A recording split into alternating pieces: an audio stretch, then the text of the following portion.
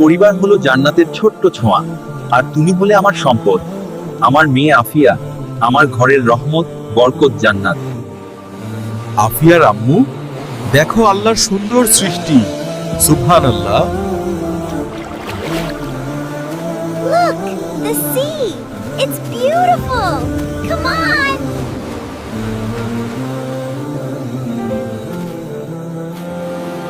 আফিয়া মা, তুমি আমার লক্ষ্মী মেয়ে।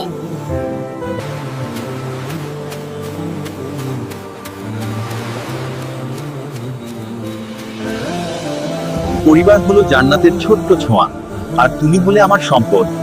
আমার মেয়ে আফিয়া, আমার ঘরের রহমত, বরকত, জান্নাত। I want to stay here forever.